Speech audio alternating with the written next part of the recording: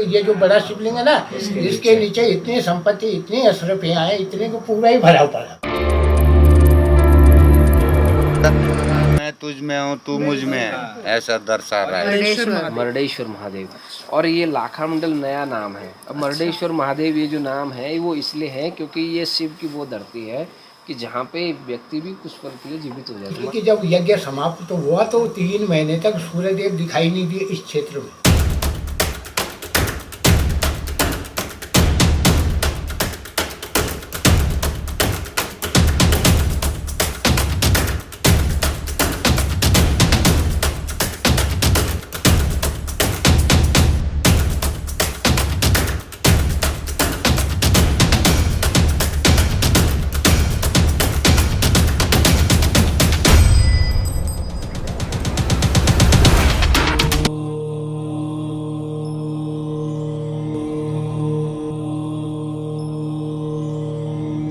प्रकृति की वादियों में बसा ये गांव भारत देश के उत्तराखंड राज्य के पाटनगर देहरादून से 128 किलोमीटर की दूरी पर स्थित यमुना नदी की तट पर है। दिल को लुभाने वाली ये जगह गुफाओं और भगवान शिव के मंदिर के प्राचीन अवशेषों से घिरा हुआ है। माना जाता है कि इस मंदिर में प्रार्थना करने से व्यक्ति को पापों से मुक्ति मिल जाती है और यहाँ पर खुदाई करते वक्त विभिन्न आकार के और विभिन्न ऐतिहासिक काल के शिवलिंग भी मिले हैं। दावा किया जाता है कि यहाँ पर 1.25 लाख शिवलिंग मौजूद हैं।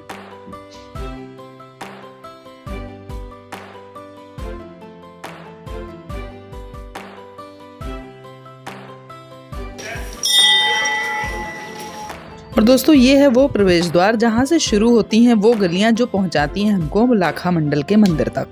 तो अब इन गलियों से होते हुए हम पहुँचेंगे मंदिर के पास। और दोस्तों महाभारत काल से उत्तराखंड का गहरा संबंध रहा है। राज्य की राजधानी देहरादून स्थित इस लाखा मंडल को पांडवों ने ही बनाया था। महाभारत के अनुसार इसी जगह पर पांडव कौरवों के लाक्षागृह षड्यंत्र से बच निकलने में कामयाब हुए थे। और दोस्तों जैसा कि नाम से ही लग रहा है, लाखा का मतलब है लाख और मंडल का अर्थ है लिंग।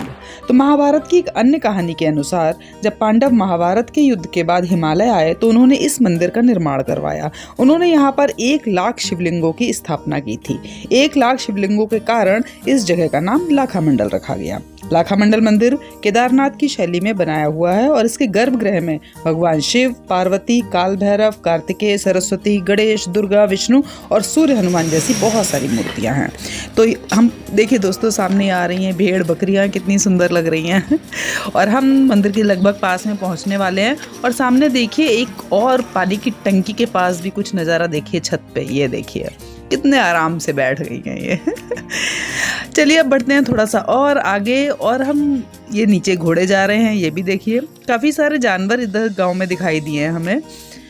और ये सामने आप नज़ारा देखिए, पेड़ पौधे पहाड़, कितना सुंदर लग रहा है। और इस एक टर्न से, ये लास्ट टर्न है गली का, इस गली के मोड़ से ही हमें सामने मंदिर दिखाई देने लगा। और उससे पहले हमें दिखाई दिया ये सुंदर सा घर जिसे हम अंदर जाके देखेंगे। और यहाँ पे एक बहुत अच्छी सी प्यारी सी अम्मा जी है जिनसे हमारी बात हुई है और उनसे हमने वादा किया कि हम वापसी में उनके हाथ की चाय पी के जाएंगे। तो अभी पहले हम दिखाते हैं मंदिर, फिर हम दिखाएंगे आपको इन प्यारी सी अम्मा जी का घर।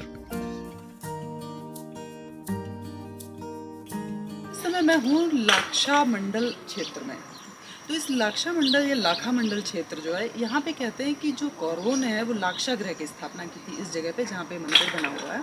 और लाक्षागृह वही स्थान है जैसा कि आप जानते हैं कि जो दुर्योधन ने लाक्षागृह बनाया था पांडवों को ख़त्म करने के लिए, कि उसमें आग जो है बहुत तेज़ी से पकड़ती है उस जो धातु से, जिस धातु से बनाया था। तो यहाँ पे जब पांडवों को इस बात का पता चल गया था, विदुर जी ने अपनी इशारों में उनको ये खबर कर दी थी कि यहाँ पे इस तरीके का कुछ षड्यंत्र रचा जा रहा है। तो पांडवों ने अंदर ही अंदर एक गुफा तैयार कर ली थी जिससे वो यहाँ से 1-2 किलोमीटर की दूरी पे वो गुफा है। जब अभी हम वापस निकलेंगे तो आपको दिखाएंगे वो गुफा। तो वहाँ से वो बाहर निकल गए थे और यहाँ पे आग लग गई थी और वो सारा लाक्षागृह जल के भस्म हो गया था। और दुर्योधन को लगा था कि सारे पांडव इसमें मारे गए, लेकिन वो उस गुफा के जरिए निकल के बाहर चले गए थे। बाद में युधिष्ठिर जी दोबारा यहाँ पर आए, उन्होंने शंकर जी और पार्वती जी की यहाँ पे स्थापना की। इसके अलावा कहते हैं इसके गर्भगृह में एक ऐसा शिवलिंग है जिसके बारे में यहाँ के लोगों को भी तब पता चला जब एक गाय यहाँ पे रोज़ यमुना पार करके आती थी और अपने थन से दूध वहाँ पे चढ़ाती थी शिव जी को। तब लोगों ने देखा ये गाय रोज कहाँ जाती है, और जब अंदर जाके देखा तो पता चला वो गर्भगृह में जाती थी और दूध जो है वो शिवलिंग को चढ़ाती थी। आज भी कहते हैं कि उस गाय के जो पैर के निशान है या जो खुर बोलते हैं उसके निशान है वो यहाँ के पत्थरों पर मौजूद हैं। और भी बहुत सारी दोस्तों बातें यहाँ से जुड़ी हुई। तो चलिए हम मंदिर को देखते हैं और यहाँ के बारे में बताते भी जाते हैं और आपको सारा मंदिर भी दिखाते जाते हैं। तो चलिए आइए मेरे साथ। और ये देखिए यहाँ पे बोर्ड पे लिखा है कि शिव मंदिर में शुद्ध घी से निरंतर प्रज्वलित अखंड ज्योति जल रही है। यदि कोई दानदाता किसी प्रकार की दान राशि देना चाहते हैं या घी देना चाहते हैं तो कृपया शिव मंदिर में आकर शिव मंदिर पुजारी समिति से संपर्क करें एवं दानदाता दान देकर रसीद प्राप्त करें। और एक दूसरे बोर्ड पर लिखा हुआ है कि इस संरक्षित स्मारक की सीमा से 100 मीटर तक प्रतिषिद्ध क्षेत्र और उसके परे 200 मीटर तक विनियमित क्षेत्र के अंतर्गत पुराने आवासीय एवं अनावासीय भवन जो कि 16 जून 1662 से पूर्व के बने हुए हैं, उनकी मरम्मत आदि कार्य के लिए अधीक्षण पुरातत्वविद भारतीय पुरातत्व सर्वेक्षण देहरादून मंडल धरोहर त्यागी रोड देहरादून की अनुमति प्राप्त करना आवश्यक है, अन्यथा उनके द्वारा किए गए कार्य अवैध माने जाएंगे। और इसके पास में एक और बोर्ड है जिस पर लिखा है कि पौराणिक एवं ऐतिहासिक देवनगर लाखा मंडल आगमन पर श्री शिव मंदिर पुजारी समिति आपका हार्दिक अभिनंदन करती है एवं आपकी मंगलमय यात्रा के लिए कुशलता की कामना करती है। तो अब ये सारे बोर्ड पढ़ के हम चल रहे हैं इन सीढ़ियों पर और पहुंचते हैं उस प्रांगण की तरफ जहां पर स्थित है हमारे 1.25 लाख शिवलिंग।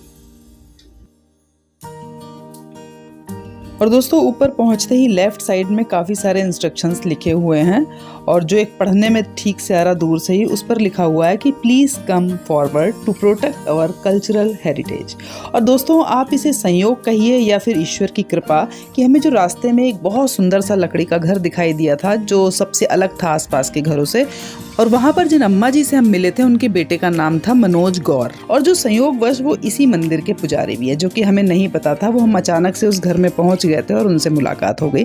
तो अभी हम मंदिर के गर्भगृह के दर्शन करा के उनसे हम बातचीत करेंगे और वो हमें सारे मंदिर के बारे में डिटेल में बताएंगे। तो अभी हम पहुँच रहे हैं इस मंदिर के गर्भगृह के अंदर।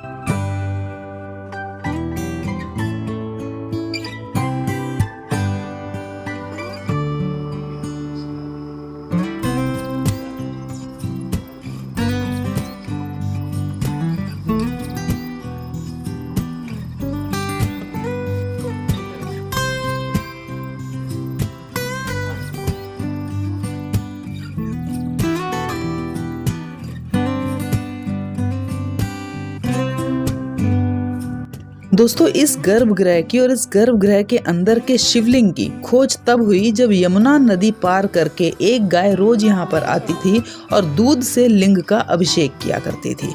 और आज भी यहाँ पे गाय के पैरों के निशान मौजूद हैं। ये जो आपको शिवलिंग यहाँ पे दिखाई दे रहा है ये उस गाय के द्वारा ही खोज किया गया और बाद में गाँव वालों को पता चला, तब यहाँ पर बहुत काफ़ी टाइम के बाद ये मंदिर बनाया गया। लेकिन इसकी खोज जो है वो गाय के द्वारा हुई। शायद ये पहला मंदिर होगा कि जो किसी गाय ने खोजा होगा। और यहाँ पर ये मौजूद है माता पार्वती के चरण। देखिए कितने साफ चरण बने हुए हैं।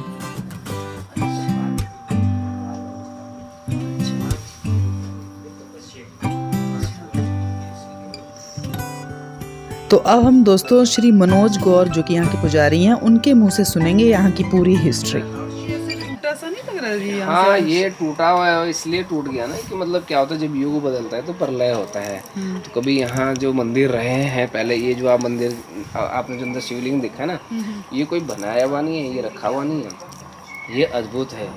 ये स्वयं पैदा होके है, स्वयं वो है ना, ये स्वयं पैदा होके। यहाँ एक मतलब पांडव नृत्य होता है एक में। अच्छा। हाँ तो उसके ये मतलब यहाँ पे औजार वगैरह हैं।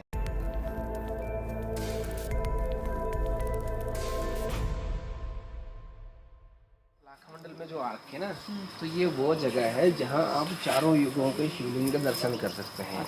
सभी भगवान के दर्शन कर सकते हैं। ठीक है, अब जैसे ये लाल शिवलिंग है, ये द्वापर ये त्रेता युग का है, श्री रामचंद्र के समय का है। जब वो लंका पार कर रहे थे वो नदी किनारे उन्होंने मतलब वो बना रहे थे, शिवलिंग बना रहे थे रामेश्वरम में। तो उनका हनुमान जी को भेजा था लेने के लिए, तो कुछ लेट हो गए तो उस कारण उन्होंने रेत का ही वहाँ बना दिया है।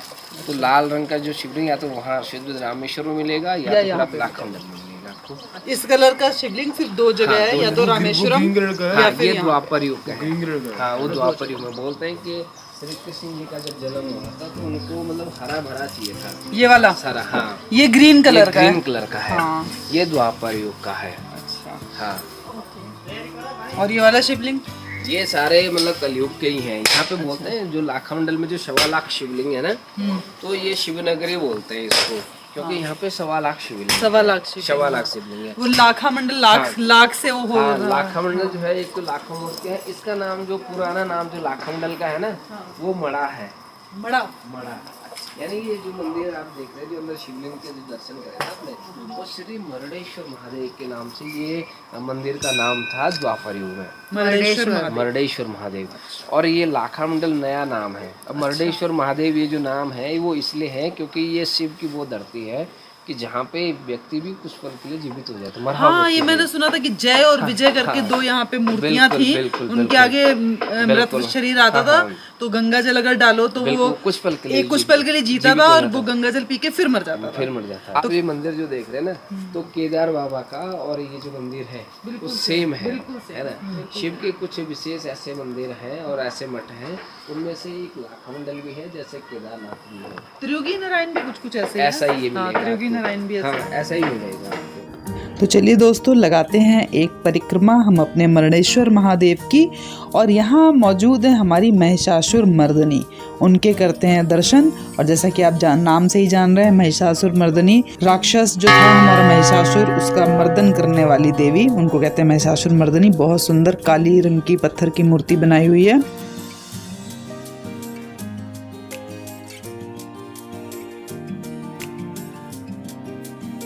और सामने ही देखिए खुदाई में निकले हुए अवशेष, बहुत सारे शिवलिंग, टूटी हुई मूर्तियाँ, बहुत सारी चीज़ें हैं वो यहाँ पे साइड में रखी हुई हैं। ये देखिए पूरे मंदिर में जगह जगह ऐसे अवशेष रखे हुए हैं। गुंबद है इसका, तो पूरा वो पत्थर से ढका हुआ दिख रहा है पत्थर। ये बोलते हैं इसको भीम ने। अच्छा, ये जो गोल चक्कर सा है, चक्र सा है, इसको भीम ने रखा था। और दोस्तों अब आपको लेकर चल रहे हैं उस जगह पर जहाँ पर मृत व्यक्ति को भी जीवित कर दिया जाता था और जहाँ पर मुख्य रूप से लाक्षागृह था और जहाँ से बनाई गई थी सुरंग उस लाक्षागृह से बाहर निकलने के लिए। तो हम चलते हैं उस स्थान पर। ये जो सामने जो शिव है पार विराजमान है, कहते हैं कि द्वापर युग में मतलब यहाँ पे लाक्षागृह बनाया गया था इस जगह पे। इस जगह पे क्यों कि मतलब यहाँ पे हमारे यहाँ क्या 15 अप्रैल को यहाँ जो मेला होता है ना, ये जो आप शिवलिंग जो द्वापर युग में जो यहाँ का जो नाम था ये वारुणावत नगर था। वारुणावत था। और मरडेश्वर महादेव की मतलब ये वो धरती है कि जहाँ पे भी कुछ पल के लिए आदमी जीवित हो जाता है। जब यहाँ पे धर्मराज युधिष्ठिर ये जो लिंग है सामने, ये धर्मराज युधिष्ठिर के नाम से ये लिंग है। दोस्तों लाखा मंडल के इस भवानी पर्वत में कई रहस्यमय गुफाएं हैं। दुर्योधन ने पांडवों को मारने के लिए पुरोचन से लाक्षागृह का निर्माण करवाया और विदुर ने एक खनिक को भेजकर इस सुरंग का निर्माण करवाया। ये सुरंग एक गुफा की तरफ जाती है जिसका नाम है चित्रेश्वर गुफा, जहाँ से सारे पांडव बाहर निकले थे। और वो गुफा यहाँ से 2 किलोमीटर की दूरी पर, जो कि हम आपको लास्ट में दिखाएंगे। और दोस्तों देखिए ये जो आपको शिवलिंग दिखाई दे रहा है ये है युधिष्ठिर, और इनके चारों तरफ जो 4 खंबे से लग रहे हैं आपको पत्थरों के बने हुए, ये हैं भीम, अर्जुन, नकुल और सहदेव।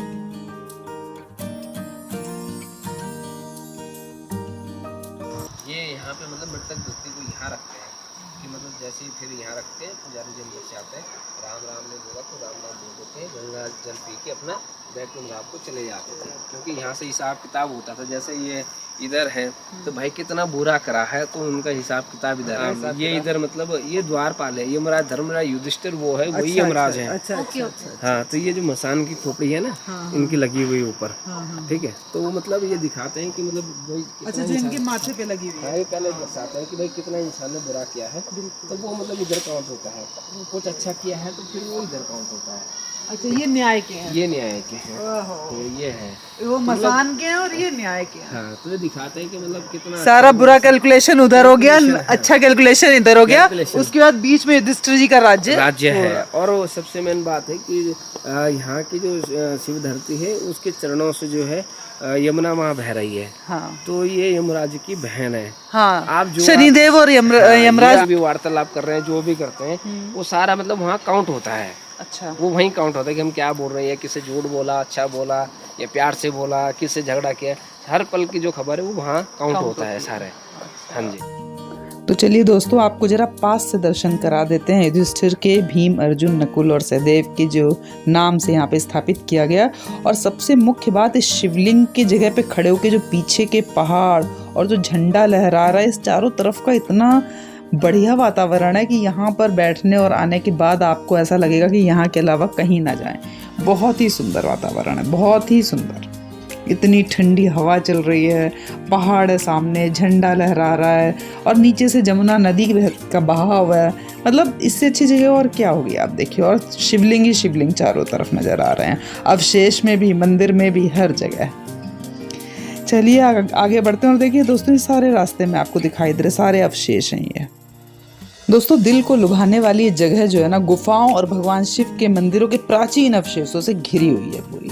ये देखिए, हर तरफ आपको अवशेष ही अवशेष नजर आएंगे, शिवलिंग ही शिवलिंग नजर आएंगे। स्वरा जी का दिया है। अच्छा। क्योंकि जब चंद्रगुप्त मौर्य जी का देहांत हुआ तो उनके जो पुरोहित है उन्होंने किसी विद्वान से पूछा, तो उन्होंने ये सलाह दी कि उत्तराखंड में लाखामंडल एक वो जगह है कि जहाँ पे कि मतलब जैसे होता है ना कि भाई केदारनाथ जो पिंडदान करना है, कि इनके आत्म शांति के लिए आपको वहाँ लिंग स्थापित करना पड़ेगा। हाँ।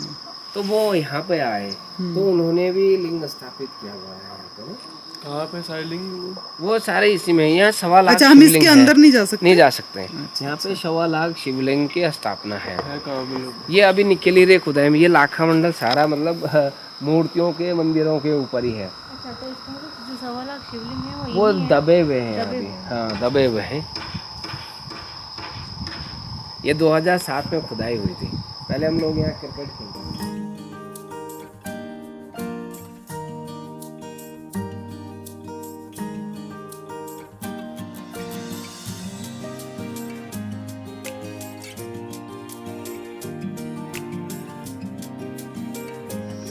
सीधे करने से कैसे किया आपने? कैसे भी इसको कैसे भी कर लो, कुछ नहीं है कैसे भी ना? कर लो। इसको बस इसको फोल्ड करके बस ये है ना, इससे क्या होगा? दांत साफ हो लिप्स जाएंगे, है वो रेड हो जाएंगे लिप्स, दांत साफ हो जाएंगे। दांत साफ हो जाएंगे, बहुत अच्छा है। लिप्स करने, दांत करने हैं?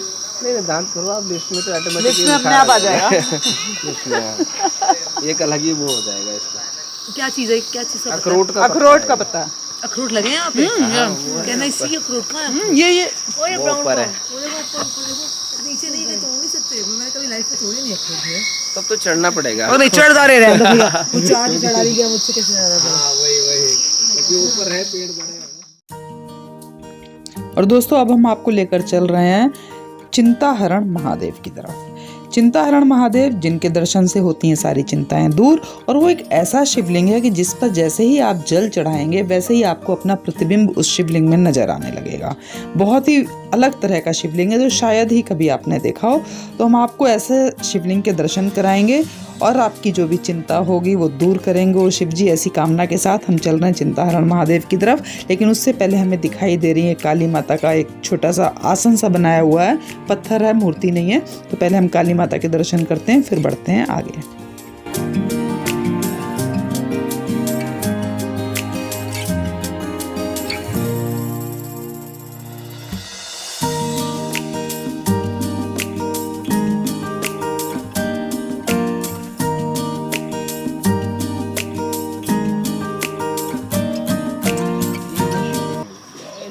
चिंताहरण महादेव के नाम से नहीं है, क्योंकि यहाँ जो मांग सब कुछ मिल जाता है। किस नाम से? क्या बोला? ये है चिंताहरण महादेव के नाम से है। और ये जो पूरा जो निकला हुआ है वैसे ही निकला हुआ है, इसमें कोई विशेष वो नहीं है। सारा मतलब ये भी खुदाई के ये टाइम सब खुदाई में ऐसा कैसा निकला हुआ ऐसे है। कैसे ही निकला हुआ। हाँ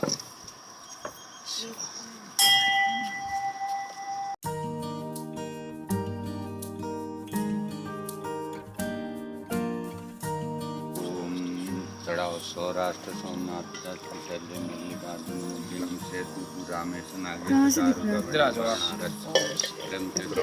तदफलम शिवा दर्शन माला के महाकालम सर्वलिंगम नमस्ते शिव समान दाता त्रिभुवन के नाथ लज्जा शक्ति राखिए नंदी पे सवार सिंह चढ़े देवी मिले गरुड़ चढ़े भगवान नंदी चढ़े बाबा मिले तो गदा लिया हनुमान तो पूर्ण वो सब कार्य नमो पार्वती पते पते हर हर। ये जल पियो थोड़ा इधर ये लोटा मेरे को आचमनी ले लो यहाँ से।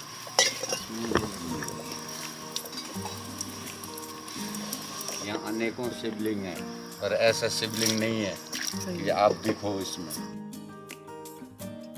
ये सूर्य और जल से जुड़ा हुआ है। ये यहीं खुदाई में मिला है किसी को सपने में 1970-72 में कहते हैं कि मतलब सपने में मिला है। केशव कलेश नाशाय दुखनाशाय माधवम श्री हरि पाप नाशाय। बोलते हैं कि शिव आपने जो जल चढ़ाया ना और इसमें आपका प्रतिबिंब दिख रहा है, प्रकृति का जो भी इसमें कुछ दिख रहा है तो वो दर्शाते हैं कि सब इनके अंदर समाया हुआ है ना। तो ये मतलब ये क्या हो, एक नजरिया होता है आदमी का ना कि आप कैसे इसको लेते हैं। कोई तो दिखता है वाह यार फोटो दिख रही है ना, कोई एक अपनी आशा से मन से किया। शिव में शिव हम में, हम तो ऐसे दर्शा रहा है मैं तुझ में हूँ तू मुझ में है, ऐसा दर्शा रहा है। मतलब यहाँ अनेकों शिवलिंग है पर ऐसा शाइनिंग नहीं है किसी में। मेरे को हो जाता है वो सब ना, तो मतलब बहुत वो मानता हूँ मैं इनको। और दोस्तों सामने ही है संत निवास कुटिया। यहाँ पर रहते हैं जो संत कई सालों से, तो उनसे मिलेंगे हम और जानेंगे यहाँ पे छुपे हुए खजाने के बारे में। इन सारे शिवलिंग्स और सारे जो भी चारों तरफ का एरिया है लाखा मंडल का, वहाँ पे लाखों का खजाना छुपा हुआ है और यहाँ की जो भी हिस्ट्री है वो हम उनसे जानते हैं। आप भी आ जाइए।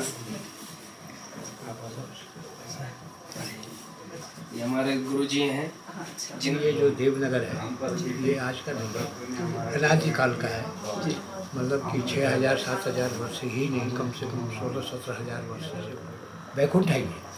मतलब एक वैकुंठ होता है ना, लोग कहते हैं कि स्वर्गलोक। और जैसे हमारे माता पिता गुजर जाते थे और जो बड़े बड़े सामर्थ्यवान थे, पहले यहाँ रथ आते होंगे ना जंगलों में, क्योंकि पहले तो बैलगाड़ी और रथ ही चलते थे, तो वो रथ आते होंगे यहाँ। और ये मैदान रहा ये, और जैसे यहाँ की परिस्थिति है, मतलब जहाँ भी खोजो वहाँ मूर्ति मंदिर शिवलिंग निकल रहे हैं, ये निकल रहे पूरे में। ये गांव पूरा इतना बड़ा शिवलिंग जो भी मैं देखा, ये तो पूरा निकला, पूरा निकला। वो खुदाई में ही निकले, वो भी मंदिर भी खुदाई से ही पैदा हुआ।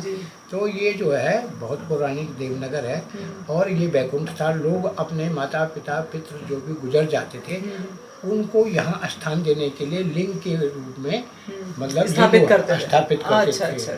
तो लिंगवास कहते हैं उनको, क्या अपने पितरों का लिंगवास करना, समय के अनुकूल वहाँ पर 2-4 साल में जाना और वहाँ भी उनका पूजा पाठ अर्चना करना। ऐसे ही वाराणसी में एक आश्रम है, नाम मैं अभी भूल रही हूँ उसका, वहाँ पे भी करोड़ों कोटिलिंग, उन्होंने कोटिलिंगेश्वर नाम दे रखा। वहाँ पे करोड़ों है, उनकी काउंटिंग ही नहीं मतलब कर सकते। तो जो भी अपने जैसे आपने बताया पितरों वगैरह के नाम पे वो एक शिवलिंग वहाँ पे रखे जाते हैं, तो वहाँ पे इतनी ज्यादा काउंटिंग हो गई, कोई वही हो गया था नहीं अभी।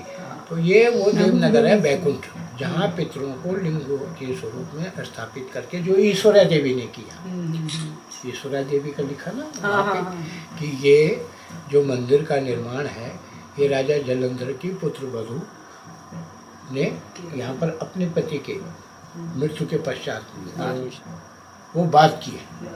वो जो बड़ा शिवलिंग है वो पहले का, वो देव दानव दरवाजे पे खड़े हैं, वो देव दानव पांडवों के द्वारपाल, क्या धर्मराज युधिष्ठिर के द्वारपाल। वो लिंग जो है धर्मराज युधिष्ठिर है। हाँ, ये तो बताया है। 4 स्तूप है, भीम अर्जुन नकुल सहदेव, उसके ऊपर भी पहले लिंग रहे होंगे, लेकिन खुदाई से पहले वो बिखर गए होंगे। वो जितने भी बाहर जो मंदिर के पीछे और बगल में जो शिलाएं पड़ी हैं वो 13 शिलाएं हैं। वो शिलाएं 8-8 फुट सामने वो जो टीला दिख रहा है ना आपको, सामने नहीं दिख रहा, जिसमें गुफाएं यहीं से दिख रहे हैं गुफाएं, वहाँ साधु भी रहते हैं, वहाँ मंदिर भी है, देवी माँ का बना रखा, मतलब बाद में बनाया लेकिन है, स्थान बन गया है। तो और उसी टीले के ऊपर एक कुआं है पानी का। अब आपको ये सोचना है टीले के ऊपर कुआं? हाँ, टीले के ऊपर कुआं है, पानी का कुआं है वो, ठीक है, टीले के ऊपर, टीले के ऊपर, ठीक है।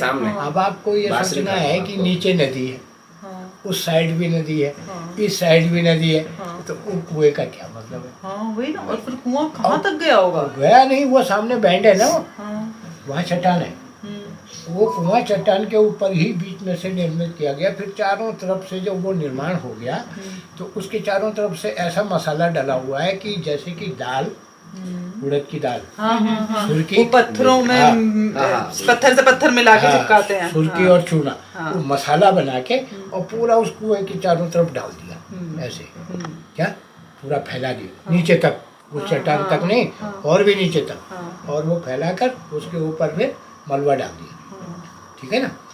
अब वो कुआं ऊपर है, वो यहाँ पर ऐसा हुआ था कि ये है यमुनोत्री, क्या है यमुना नगर से और यमुनोत्री तक राजा मरुत ने इस दिशा में यज्ञ किए। अच्छा अच्छा, क्या किए? यमुना कुंवारी है ना, गंगा के किनारे इतने यज्ञ नहीं हुए, सारे यज्ञ यही, तो राजा मरुत ने यहाँ यज्ञ करवाया। यज्ञ करवाने के बाद उसमें सारे देवी देवता गंधर्व ये वो और जो भी थे, सारे ब्राह्मण जितने भी धरती में थे, पूजनीय वंदनीय अभिनंदनीय, उन्होंने सबको आमंत्रित किया और देवता भी आए। और उन्होंने जब दक्षिणा, उन्होंने जिस पहाड़ की ओर देखा वही सोना बन गया, वही हीरा मोती सब बन गया। और दक्षिणा उनके पास इतनी हो रखी थी कि जब यज्ञ समाप्त तो हुआ तो 3 महीने तक सूर्यदेव दिखाई नहीं दिए इस क्षेत्र में। धुआं जो है यज्ञ का जो धुआं निकला इतना ऊपर तक हो गया कुछ दिखाई कि नहीं दिया। सूर्यदेव 3 महीने तक अंतर्ध्यान हो गए। यमुना नगर से और यमुनोत्री तक उन्होंने यज्ञ करवाए एक साथ, और सारे पेड़ फूल सब जितने भोजपत्र के पेड़, यहाँ भोजपत्र का जंगल था, हिमालय था नहीं है। अब हिमालय उस समय यज्ञ करवाए, जितने भी भर भर के बैलगाड़ियाँ घोड़े गाड़ियाँ जो गाड़ियाँ वो लेके आए थे, सबको पंडितों को देवताओं को, और देवताओं को क्या चाहिए था पर उनको भी दिया, उन्होंने ये ले जाओ, उनके रथ में रख दिया, विमान में रख दिया, ले जाओ। कई गाय दान कर दी। उसके बाद राजा ने सोचा कि ये और माल बच गया, ले नहीं जा रहे लोग, उनके रथ चर पर हो रहे, इतना वजन हो गया उसमें, सोने की 10 रुपये है ना, ऐसे तो है नहीं। अब वो जो है नहीं ले जा पाए तो बच गया। तो उन्होंने सोचा है कि भैया अब इस माल को मैं भी नहीं ले जा सकता, तो कुएं में डाला। वो उन्होंने कुआं का निर्माण किया। अच्छा। और वो माल जो है कुएं में डाल दिया। जैसे आजकल कहते हैं ना कि नेकी कर, कुएं में डाला। कहावत। सही है, ठीक है। ठीक है। अब वो कुआं मलबे से भरा हुआ है फिलहाल, तो फिर वो शर्फियाँ ली किसने बाद में? तो रुपया भी वहाँ है, अभी भी है वहाँ और पे? बहुत धन है पूरा विश्व का। तो हो कोई सकता देखता है। नहीं उसमें? अब देखने की हिम्मत किसकी है? क्यों?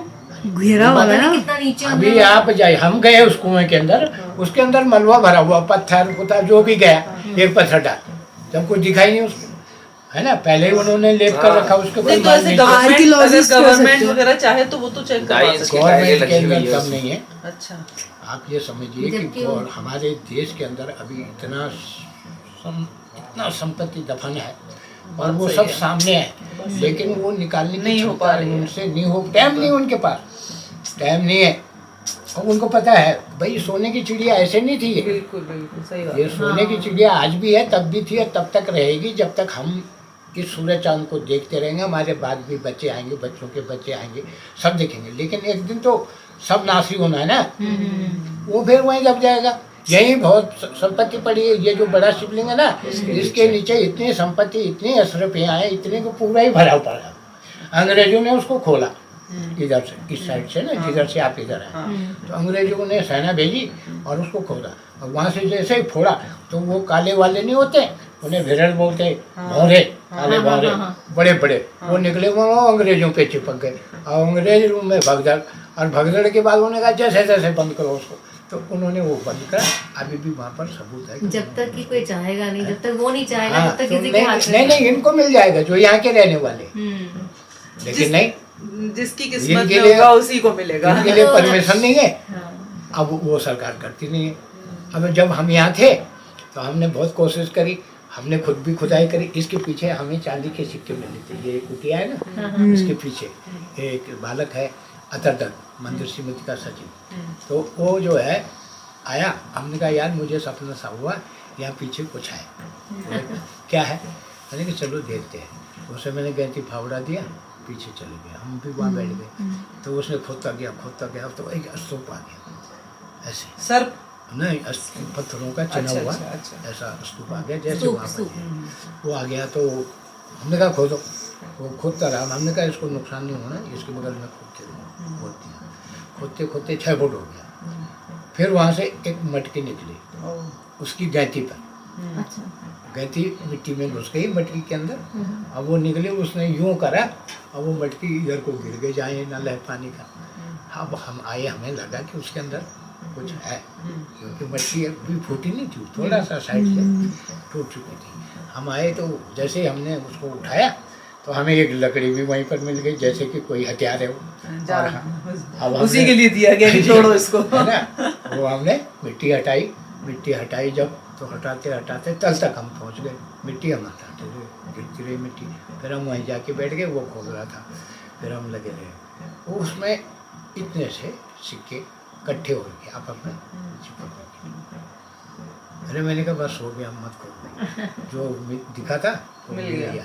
बोले क्या मिला? मैंने कहा अभी देखता हूँ। यहाँ पानी का नल था, वहाँ से हम लाए उसको, मटकी भी लाए साथ में, और उसको पानी के नल के नीचे छोड़ा, यूँ रगड़ा उसको, निकला अलग अलग हो गए। तो आज मतलब यहाँ पे आगे जिन्हें तो 69 सिक्के थे, 69 69 सिक्के थे। मटकी थी, मटकी हमने सुरक्षित रखी। अब जो है भाई क्या करेंगे इसका, क्या करेंगे? कह रहा क्या करेंगे कि छुपा देते हैं। अरे हमने कहा छुपा देते हैं, हमें कौन सा इतना मिल गया जो हम छुपा देते हैं। ऐसा करो कि अगर ये सरकार को उजागर करना है, केंद्र सरकार को, तो इनके विभाग को ये सिक्के सौंप दो। उसमें से 11 सिक्के हमने रख लिए, 11-12 उसने भी रख लिए। बाकी हमने कहा भाई तू करीब करीब 40 सिक्के जमा कर दिया। उनको ये पता तो चलेगी यहाँ पे अब कुछ है ऐसा। हाँ, और हमने कहा उनसे सिक्के देने के से पहले पूरी मेमोरी बनाना और उनसे लिखत लेना कि हमें लाखा मंडल से प्राप्त फलाने फलाने व्यक्ति ने इतने सिक्के दिए हैं, चांदी के दिए हैं। कुछ लिख के नहीं लाया, वहाँ दिया है, उन्होंने घोड़ू बना दिया उसको। मैं बोला जा भाई यहाँ लिख दिया। ठीक, अब एक तो वो पॉइंट था मेरे पास, एक वो पॉइंट था मेरे पास सरकार के खिलाफ, और दूसरा पॉइंट मेरे को मिल गया, वो मकान भी तोड़ दिया उन्होंने जहाँ संग्रहालय बनाया, वो 2 मंजिल का मकान था। मैंने उसकी फोटो फाटो पहले सबकी ले रखी थी। अब मैंने बोला बेटे सरकार से लड़ने का तो तरीका चाहिए। तो जैसे ही यहाँ हमने बोर्ड गाड़ा, मंदिर झंडा गाड़ रहे थे जब, तो फोन चला गया, पटवारी आ गया कि साहब यहाँ झंडा नहीं गाड़ सकते, यहाँ खुदाई नहीं कर सकते। हमने कहा भाई गांव वालों का मंदिर है, तुम्हारा विभाग तो कल यहाँ पर सक्रिय हुआ है, कानून के मुताबिक तुम यहाँ केवल चौकीदार के रूप में है, इसकी देख रेख तुम्हें करनी है। यदि यहाँ कोई नुकसान हो गया उसकी जिम्मेदार भी तुम्हें। गांव वाले नहीं, गांव वाले तो पुजारी हैं, वो मंदिर में जाएंगे, वो कोई चोर थोड़ी, जितना कुछ है वहीं पर आए वो थोड़ी ले जाते हैं। ठीक है, अब वो बोला कि ऐसा नहीं होगा, यहाँ खुदाई। अरे हमने कहा बात शांत रहे, यहीं खुदाई होगी, यहाँ बोल्ड भी लगेगा, यहाँ ये भी होगा, वो भी होगा, सब होगा। तो साहब सैयद जमाल हसन थे, भारतीय पुरातत्वविद, दिल्ली के रहने वाले। तो आमना सामना हो गया एक दिन। वो बोले आपने झंडा गड़वा दिया, बोर्ड यहाँ लगवा दिया, वो करवा दिया। हमने कहा देखो हम हैं साधु, और साधु की तो पूरा उत्तराखंड साधु का है, कोई नहीं बोल सकता ये मंदिर तुम्हारा नहीं है, तुम्हें नहीं लिखा हुआ है सामने, उसको पहले गौर से पढ़ो कि जो तुमने लिखा है वो किसने पढ़ा, उस आदमी को मेरे सामने लाओ। स्टोरी कहाँ से लाए तुम? ये जो शिलापट पे तुमने लिख दिया कि ये मंदिर ईश्वरा देवी ने फलाने फलाने उसमें और अपने पति के और उसके और यादगार में बनाया अंत्येष्टि के लिए, तो क्या है किसने, कहाँ पर वो शिलापट है? मुझे दिखाओ, 5 शिलालेख तो यहाँ रखी हुई हैं, वो देखूंगा मैं पहले, फिर उसके बाद इसकी बात करूँगा। वो चुप हो गया। हमने कहा दूसरी बात, ये जो मकान 2 मंजिल का था वो तुमने गिरा दिया, मिट्टी में मिला दिया। अरे यहाँ लिखा हुआ है कि भारतीय पुरातत्व विभाग के अंदर जो भी उनके संरक्षण में आया, चाहे कितना पौराणिक है, उसको वैसे ही रखना, उसको छेड़ना नहीं है। यदि छेड़ना है तो उसी प्रकार से उसको फिर से निर्मित करना है, पुनर्निर्माण करो उसका। लेकिन ये नहीं कि तुम उसको निस्ते नाबूद करो। देखो ये फोटो है, ऐसा था जो। अब इसका क्या जवाब? ठीक है जी, कोई जवाब नहीं। हमने कहा हाँ, तो फिर अब तुम बोल रहे कौन से साल की बात है, कौन से साल की बात ये 2005 की बात। है? तो और अभी सिक्के कहाँ हैं जो आपको मिले थे? वो दे दिए पुलिस वालों को? और बच्चों को हमने, डिपार्टमेंट को। अरे जो हम पे बाकी बच्चे ना, बांट छोटे दिए। छोटे बच्चे थे यहाँ, उन्हें सुनार था नीचे, उससे हमने शिव की मूर्ति बनवा के उनके गले में, धागे में, बच्चों के गले में डाल दिया। हमें क्या करना था उसका? एक सिक्के से हमारा भला हो रहा था या 10-12 से क्या हो रहा था? यहाँ तो करोड़ों आए तो भी नहीं हुआ भला, जैसे भिखारी है वैसे है इंटरनेशनल। आपको क्या लगता है बेहतर क्या है कि सरकार को इस खजाना दिखे या ना दिखे?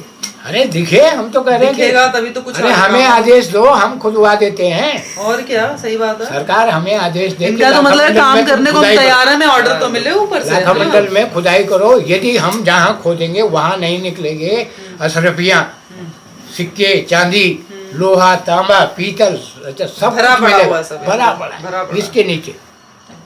बता रहे ये जो शिव जी है ना, जो बड़े वाले लेकिन शिव जी, सरकार- इनके लेकिन- नीचे करोड़ों अशरफियां हैं। और अंग्रेजों ने जब निकालने की कोशिश की तो इतने कीड़े आ गए, पूरी सेना को घेर लिया। यही वो शिव- शिवलिंग जो है उधर वाला जो बीच में दिखा रहा था आपको। जो युधिष्ठिर धर्मराज धर्मराज, मंदिर वाला उसके बड़ा नीचे धर्मराज इतनी संपत्ति, वहाँ भी कुआं है अगर सरकार निकालेगी नीचे तक, मतलब उसकी सतह चट्टान है ना, मंदिर चट्टान में है। मंदिर जो है वो चट्टान पे है, ऐसे उसके धरातल लिए में थोड़ा मिट्टी ज्यादा में वो नहीं है है। ना डिपार्टमेंट वाला। नीचे उसकी चट्टान है, चट्टान है। मंदिर के नीचे।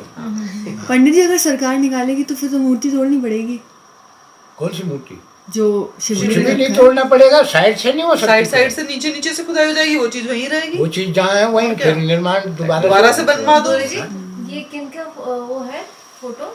ये हमारे गुरु हैं कपिल मुनि महाराज, कपिल मुनि। अच्छा, और ये वो गणेश भगवान। कपिल मुनि। हाँ, कपिल मुनि हमारे। चलिए स्वामी जी, बहुत अच्छा लगा आपसे बात करके। तो दोस्तों स्वामी जी से बात करके निकल आए हम बाहर। देखिए हवन की जो अग्नि है अभी भी इसमें से धुआं निकल रहा है और ऊपर ये सारी लकड़ियाँ वगैरह रखी हैं, शायद चूल्हा जलाने के लिए या हवन जलाने के लिए, जो भी है काफ़ी सारी लकड़ियाँ हैं यहाँ पे। और अब हम चल रहे हैं बाहर। सामने ही हमें दिखाई दे रहा है काली माता का एक मंदिर, तो पहले हम करते हैं इसके दर्शन और फिर हम बढ़ते हैं आगे।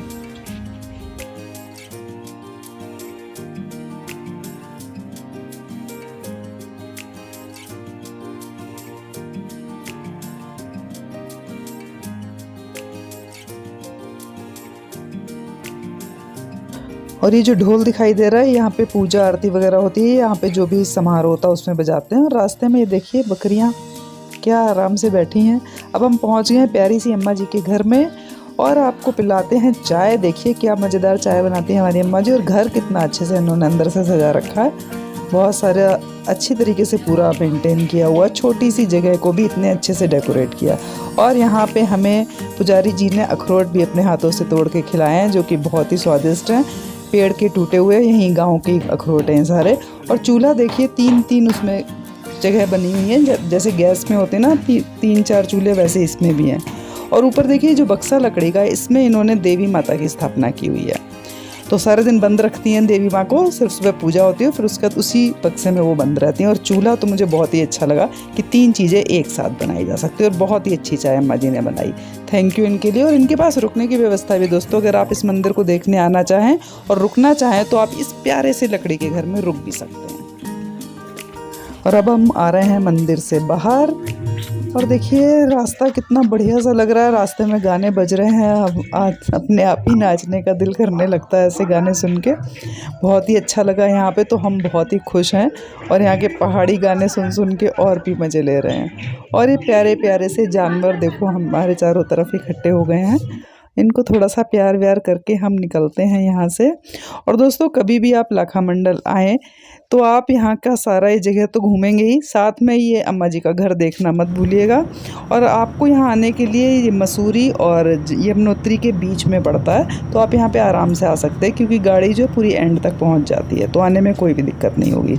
मसूरी से और यमुनोत्री के बीच में जगह है लाखा मंडल, वहाँ पे आप ज़रूर आइएगा। और अगर आपको दर्शन अच्छे लगे हों तो वीडियो को लाइक कीजिएगा, शेयर कीजिएगा। जय यमुनोत्री माँ, जय शिव शंभू।